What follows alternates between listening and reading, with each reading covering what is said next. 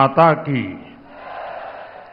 भारत माता की, भारत माता की। आमचे आराध्य दैवत छत्रपती शिवाजी महाराज, छत्रपती संभाजी महाराज यांना मी कोटी कोटी नमन करतो. अष्टविनायकाला मी नमन करतो. पुण्यातील लाडक्या बहिणी आणि लाडक्या भावांना माझा नमस्कार.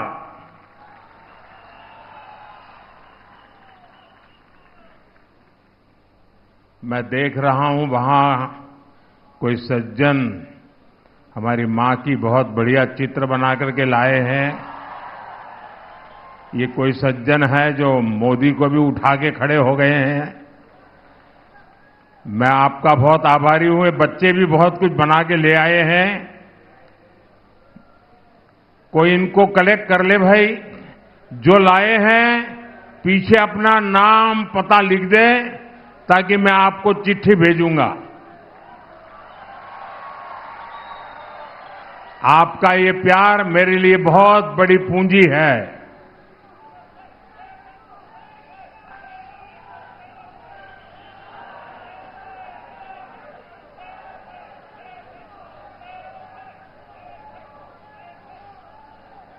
ये जो बाकी लोग भी जो अपना बैनर लेके खड़े, पीछे वालों को दिखता नहीं है.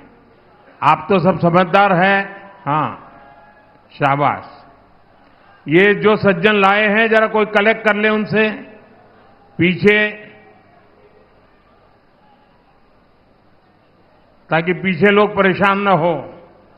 आप अपना आता पता लिख देना, मैं जरूर आपको चिट्ठी भेजूंगा. मैं आपका बहुत आभारी हूं आपके इस प्यार के लिए. साथियों, मैं पिछले कुछ दिनों से महाराष्ट्र के अलग अलग इलाकों में गया हूं और मैं विश्वास से कह सकता हूं कि ऐसा भरपूर जन समर्थन पूरे महाराष्ट्र में और आज पुणे का ये प्यार, ये स्नेह, और मुझे यहां आने में देर हुई इसलिए नहीं कि मैं देर से आया था, पर पूरे रास्ते भर इतनी तादाद में लोग खड़े थे कि उनको नमस्ते करते करते आने में भी मैं शायद फिर भी उन सबको न्याय नहीं कर पाया. लेकिन जो पूरे रास्ते पर मैंने उमंग और उत्साह देखा, नौजवानों का समर्थन देखा, साथियों ये बता रहा है महाराष्ट्र में फिर एक बार महायुति सरकार, महाराष्ट्र में फिर एक बार, महाराष्ट्र में फिर एक बार. साथियों, पुणे और बीजेपी का रिश्ता विचार, संस्कार और आस्था का रिश्ता है. पुणे ने हमेशा बीजेपी के विचार और विजन का भरपूर समर्थन किया है. मैं इस विश्वास के लिए पुणे की जनता का हृदय से आभारी हूं. मैं आपको ये भरोसा दिलाने आया हूं, महायुति की नई सरकार पुणे और महाराष्ट्र के विकास के लिए और तेजी से काम करेगी।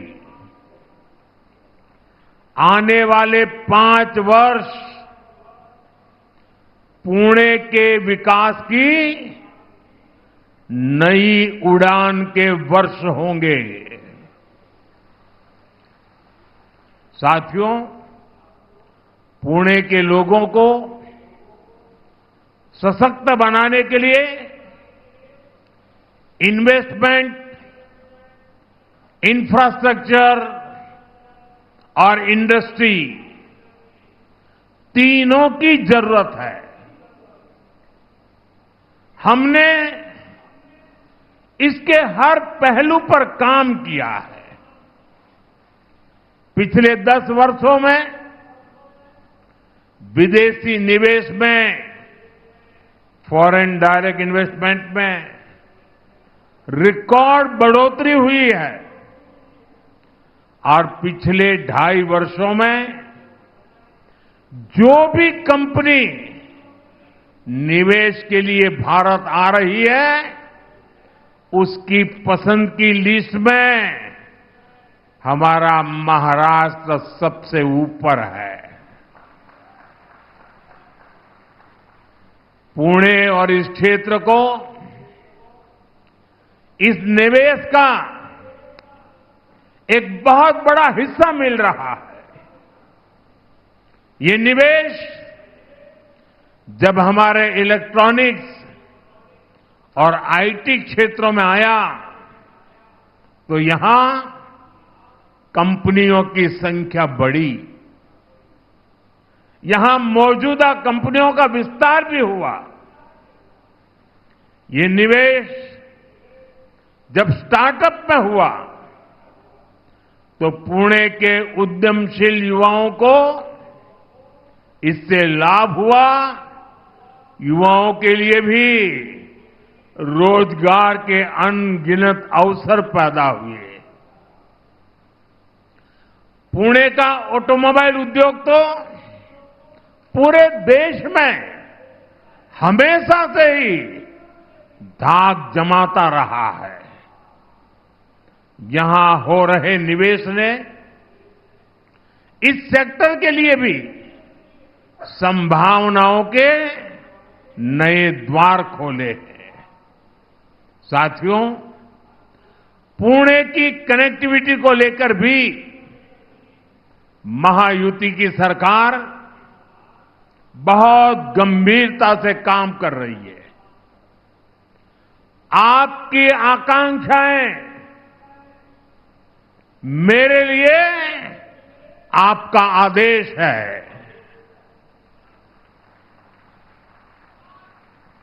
आपके सपने मेरे लिए दिन रात काम करने की प्रेरणा है। आपकी आवश्यकताएं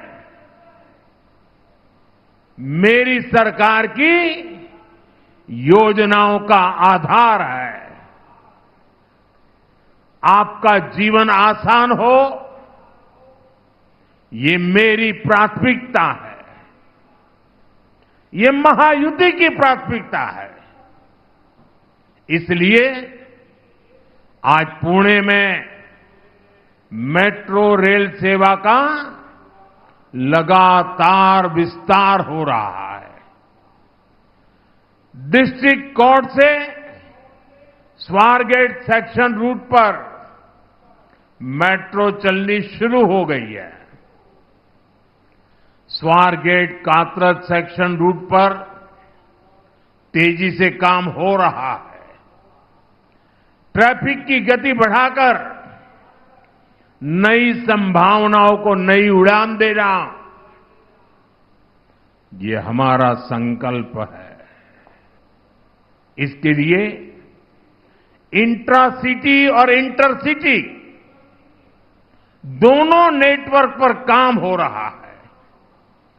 पुणे की ईस्ट और वेस्ट आउटर रिंग रोड पर भी 40,000 करोड़ रुपए से ज्यादा खर्च किए जा रहे हैं। खोपोली, खंडाला मिसिंग लिंक के लिए 6,500 करोड़ रुपए से ज्यादा खर्च किए जाएंगे। पुणे आउटर रिंग रोड पर भी 10,500 करोड़ रुपए खर्च किए जा रहे हैं। हम पुणे को 21वीं सदी के वेल कनेक्टेड सिटी बनाने की ओर आगे बढ़ रहे हैं। साथियों, आज कार्तिक एकादशी है, पंढरपुर में यात्रा है, तो पालकी मार्ग की चर्चा भी स्वाभाविक हो जाती है। जगतगुरु तुकाराम महाराज पालकी मार्ग और संत ज्ञानेश्वर महाराज पालकी मार्ग, इसका काम तेजी से आगे बढ़ रहा है। इन मार्गों को तैयार करने में 11,000 करोड़ रुपए खर्च किए जा रहे हैं। आमच्या वारकऱ्यांसाठी ही आमची समर्पित सेवा है।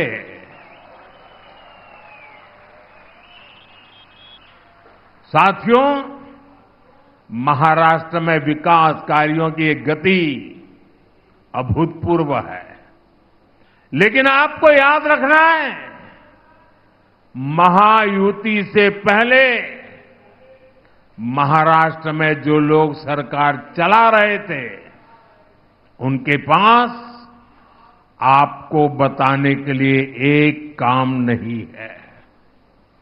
अघाड़ी के 2.5 साल तो हमारे प्रोजेक्ट पर रोक लगाने में ही बीत गए। यही कांग्रेस और उसके साथियों का कल्चर है। इसलिए महाराष्ट्र भी जान गया है, विकास का केवल एक ही विकल्प है, महायुति की सरकार। भाजपा महायुती आहे तर गती आहे, महाराष्ट्राची प्रगती आहे। साथियों, आज महाराष्ट्र के लोग कांग्रेस की करतूतों का काला चिट्ठा पड़ोसी राज्य कर्नाटका में देख रहे हैं। कर्नाटका में कांग्रेस ने झूठ का वही टेप रिकॉर्डर बजाकर वोट मांगे, हवाई वादे किए, सरकार बनी तो कांग्रेस ने हाथ खड़े कर दिए। अब वादे पूरे करने की जगह कांग्रेस ने जनता से वसूली का अभियान चलाया हुआ है। कर्नाटका में आए दिन कोई न कोई घोटाला सामने आ रहा है। यानी कर्नाटका में कांग्रेस जनता को खुलेआम लूट रही है।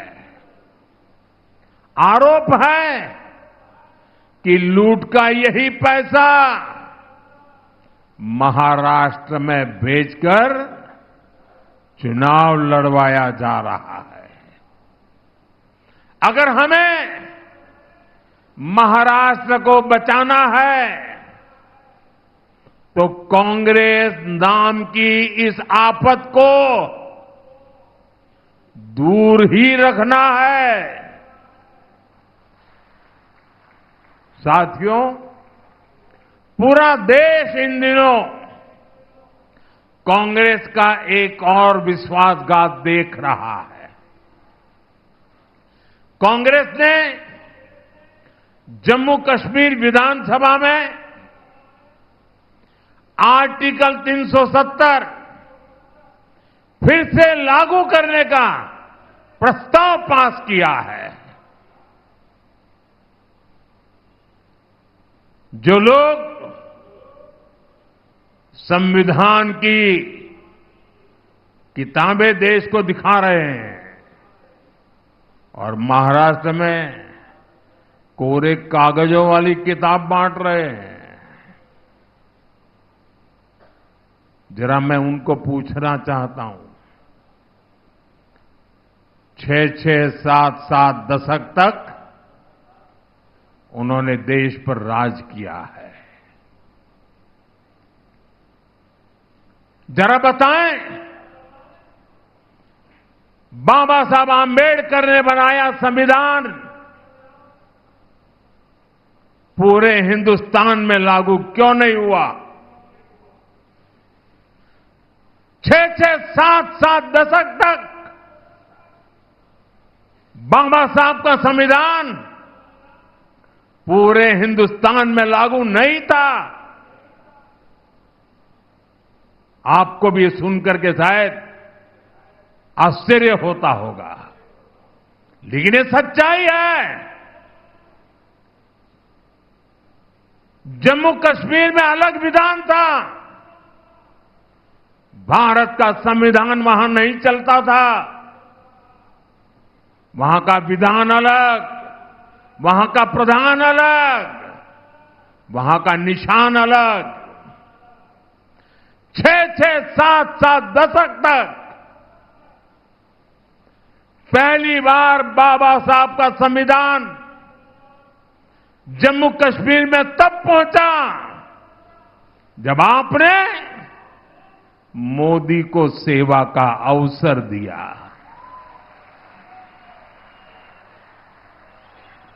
इन्होंने 370 की ऐसी दीवार खड़ी कर दी थी कि भारत का संविधान वहां घुस नहीं सकता था।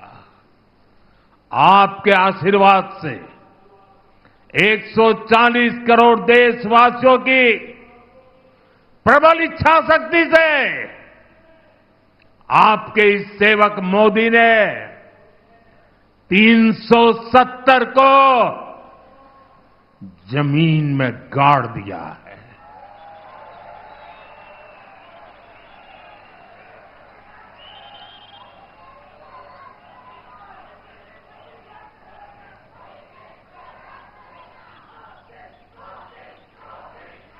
तीन सौ 370 जिसने कश्मीर को भारत से काटने का काम किया, 370 जिसने कश्मीर में आतंकवाद और अलगाववाद को हवा दी, 370 जिसने कश्मीर में भारत का संविधान लागू नहीं होने दिया, बीजेपी ने उसे खत्म करके कश्मीर में तिरंगा फहराया है। हमने कश्मीर में शांति बहाल की, अलगाववादियों के मंसूबों को नाकाम किया। जिस लाल चौक में कभी हिंदुस्तान के तिरंगों को जूते के नीचे रौंदा जाता था, आज शान से लाल चौक में तिरंगा झंडा फहरता है। इस बार दिवाली में लोगों ने देखा है, कश्मीर के लाल चौक में दिए जगमगा रहे थे, हजारों दिए जगमगा रहे थे और लोग बड़ी शान से दीपावली का त्योहार मना रहे थे। लेकिन कांग्रेस और उसके सभी चट्टे बट्टे साथी फिर से जम्मू कश्मीर में 370 लागू करने के लिए विधानसभा में प्रस्ताव पास कर रही है। मैं पुणे के मेरे देशभक्त भाई बहन, मैं आपसे पूछता हूं और मैं आशा करता हूं कि आप पूरी ताकत से जवाब देंगे। कश्मीर में फिर से 370 लागू करना, ये किसकी मांग है? किसकी मांग है? ये किसकी बात है? साथियों, पिछले 70 साल से ये भाषा सिर्फ और सिर्फ पाकिस्तान बोलता रहा है और आज जो भाषा पाकिस्तान बोलता था वो भाषा कांग्रेस बोल रही है, उसके चट्टे बट्टे बोल रहे हैं। साथियों, शाम का समय है, पुणे की नगरी है। देशवासियों को 370 का हमारा जो निर्णय है, जिसको उलटने का कांग्रेस खेल खेल रही है, उनको दिया दिखाना जरूरी है। आप अपना मोबाइल फोन निकालिए और अपने मोबाइल फोन से फ्लैश लाइट चलाइए, जरा मंच वाले भी जलाएं। देख लें देश के लोग, ये 370 हटाने का समर्थन है। देश अब कश्मीर को दूर रखने के लिए तैयार नहीं है।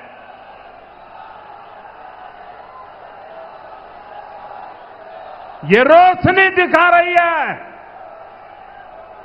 कि मेरे महाराष्ट्र के लोग, उनकी देशभक्ति को कोई चुनौती नहीं दे सकता है।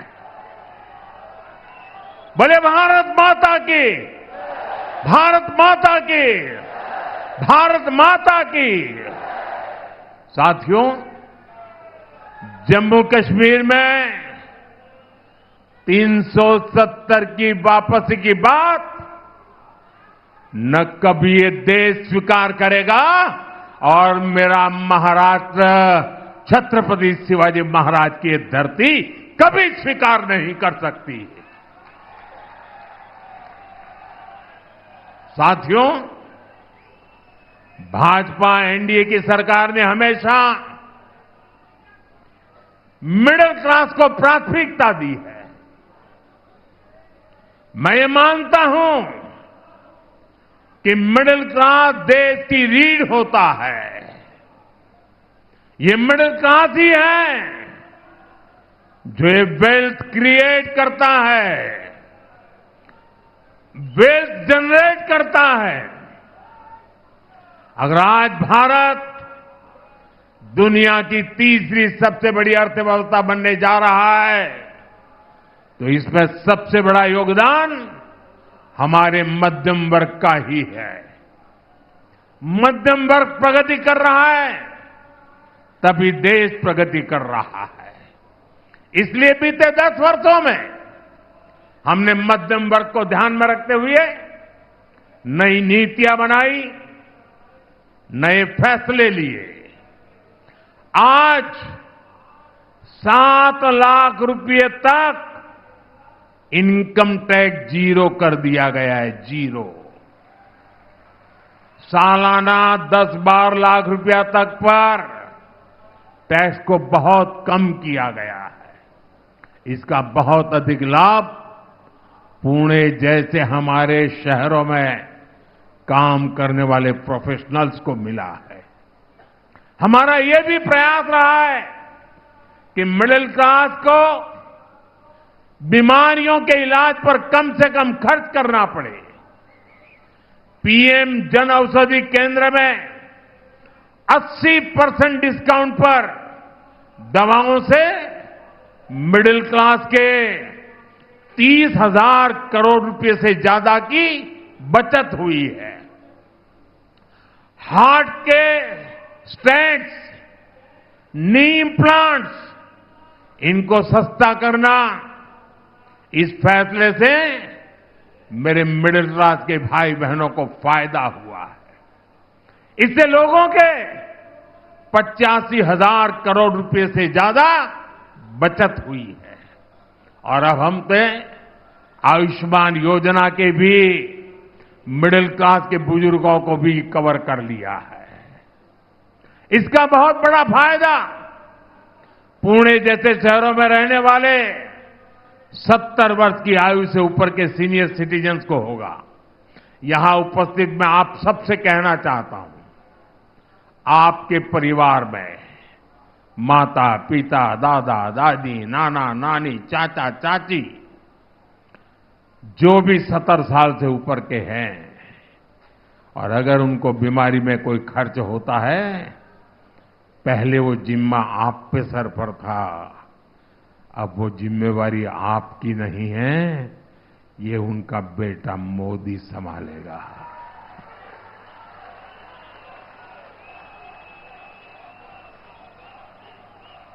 आयुष्मान वय वंदना कार्ड से अब उन्हें 5 लाख रुपए तक का मुफ्त इलाज मिलेगा। लोकसभा चुनाव के दौरान मैंने एक गारंटी आपको दी थी, और अब मोदी ने अपनी गारंटी पूरी करके दिखाई है। साथियों, हमारी सरकार गरीबों को तो पक्के घर बनाकर दे रही है, मिडिल क्लास के घरों के लिए भी सब्सिडी दे रही है।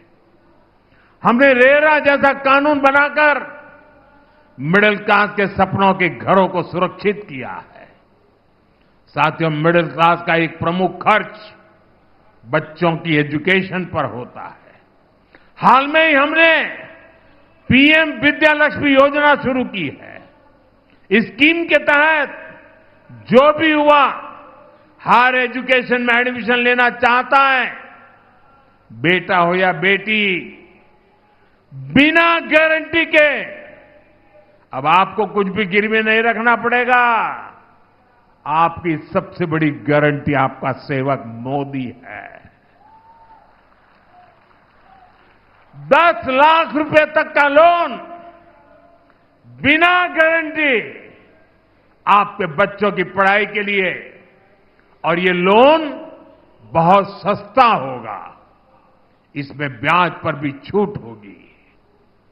मिडिल क्लास परिवार बच्चों को मेडिकल की पढ़ाई के लिए बाहर भेजने में बहुत खर्च करते हैं।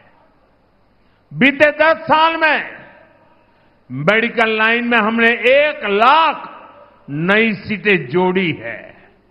अब हमने तय किया है कि आने वाले 5 सालों में मेडिकल की 75,000 नई सीटें और जोड़ी जाएगी। इससे भी मिडिल क्लास के बच्चों का बहुत पैसा बचेगा, उन्हें पढ़ने के लिए बाहर नहीं जाना पड़ेगा। साथियों, पुणे, ये मेरा पुणे तो स्टार्टअप का हब है। हाल में हमने स्टार्टअप को बढ़ावा देने के लिए बहुत सारे कदम उठाए। हमने स्पेस स्टार्टअप के लिए 1,000 करोड़ रुपए का स्पेशल फंड बनाने का निर्णय लिया है। जो युवा साथी रिसर्च में जाना चाहते हैं, उनके लिए भी एक बहुत बड़ा रिसर्च फंड हमने बनाया है। नौजवानों को नौकरियां मिले, इसके लिए हमने विशेष पीएम पैकेज घोषित किया है। इसके तहत बड़ी बड़ी कंपनियों में इंटर्नशिप की योजना शुरू भी हो चुकी है। कंपनियों में पहली जॉब पर प्रोत्साहन देने का काम भी हमारी सरकार कर रही है। साथियों, पुणे महाराष्ट्र की सांस्कृतिक राजधानी है।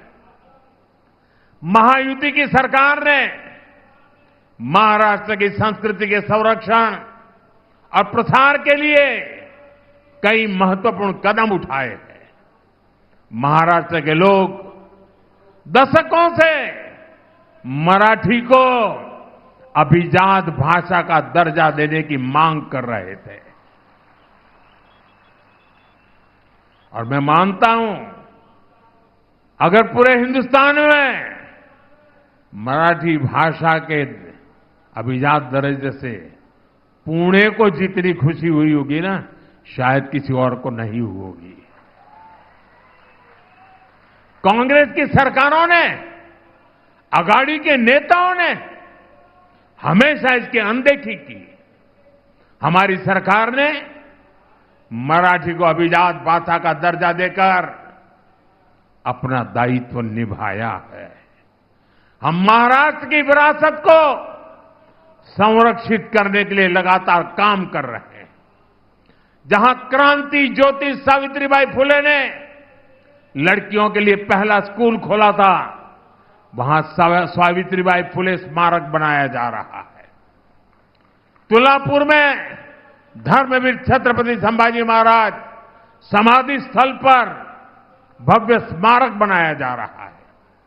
श्री संत संताजी जगनाड़े महाराज समाधि स्थल को नए सिरे से विकसित किया जा रहा है। आंबे गांव शिव सृष्टि के काम को भी आगे बढ़ाया जा रहा है। महायुति की सरकार ने आद्य क्रांति गुरु लहूजी वस्ताद साल्वे संग्रहालय बनाने का फैसला भी किया है। साथियों, ये काम बहुत पहले ही होने चाहिए थे, लेकिन विदेशी मानसिकता की गुलाम कांग्रेस ने महाराष्ट्र की संस्कृति से अपनी नफरत के कारण ये काम नहीं होने दिया। साथियों, कांग्रेस और उसके जैसे दलों ने हमेशा महाराष्ट्र का अपमान किया है। ये धरती छत्रपति शिवाजी महाराज की धरती है, लेकिन कांग्रेस और उसके साथी अगर कसीदे पढ़ते हैं तो औरंगजेब की शान के कसीदे पढ़ते हैं। ये लोग वीर सावरकर को गाली देते हैं। बाला साहब ठाकरे जैसे ऐसे महाराष्ट्र के गौरव की सराहना करने में इनके मुंह पर ताला लग जाता है। और मैंने इनको चुनौती दी है, अगाड़ी वाले जरा मेरी चुनौती को स्वीकार करें। उनके युवराज के मुंह से वीर सावरकर की तारीफ में एक भाषण करवा दे जरा।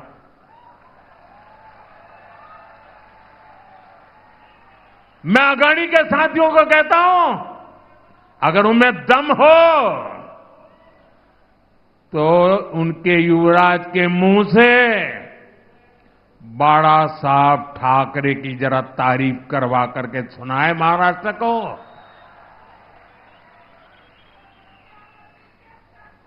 साथियों, कांग्रेस एक ऐसी पार्टी है जिसके पास न नीति है, न नीयत है और नैतिकता का नामो निशान नहीं है।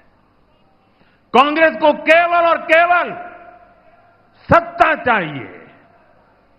सत्ता के लिए कांग्रेस ने देश का विभाजन करवाया। कांग्रेस ने देश को मत, मजहब, भाषा और इलाके के आधार पर बांटा। सत्ता के लिए इन्होंने तुष्टीकरण का खतरनाक खेल खेला और अब वही कांग्रेस सत्ता के लिए दलित, पिछड़ा और आदिवासी को तोड़ने और बांटने का खेल खेल रही है। कांग्रेस के लोग एससी, एसटी, ओबीसी को अलग अलग जातियों में बांटकर उनकी एकजुटता तोड़ना चाहते हैं।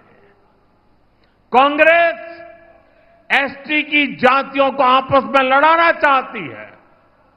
कांग्रेस एससी की जातियों को आपस में लड़ाना चाहती है।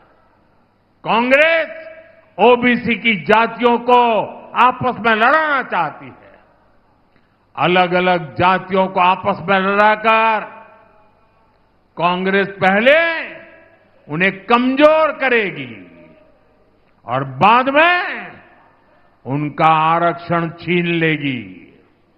इसलिए आप सभी को बहुत सावधान रहना है। हमें याद रखना है, हम एक रहेंगे तो सेफ रहेंगे।